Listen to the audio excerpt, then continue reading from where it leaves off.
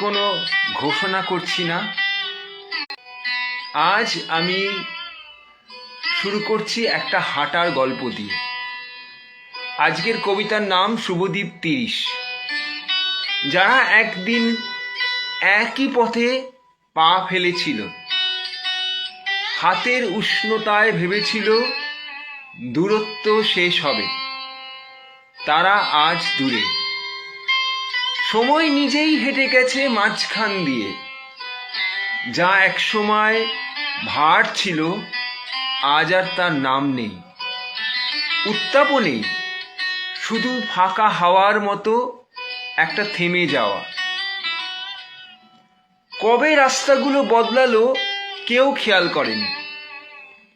প্রান্তগুলো আলাদা হয়েছে নিঃশব্দে, আর ভেতরে নেমে এসেছে এক অচেনা শান্তি। যেন ক্লান্ত পথে শেষ বিকালের আলো। কেউ পৌঁছায়, কেউ কেবল হেঁটে চলে। সব পথই কি গন্তব্যের জন্য হয়? যতটুকু পথ একসঙ্গে ছিল সেইটুকুই থাক। আরো পার আকাঙ্ক্ষা শব্দ না পাক।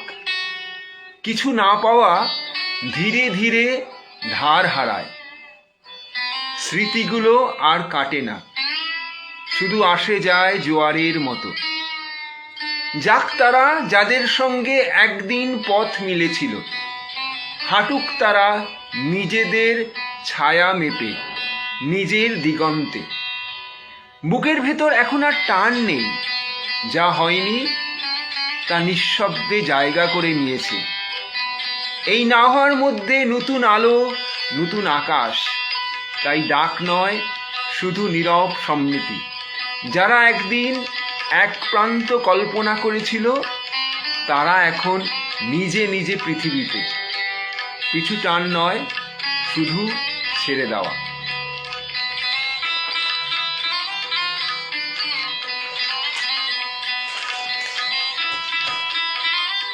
এই কবিতাটা শুধু সম্পর্কের কথা বলে না, এই কবিতাটা একটা পত্রিকার কথাও বলে।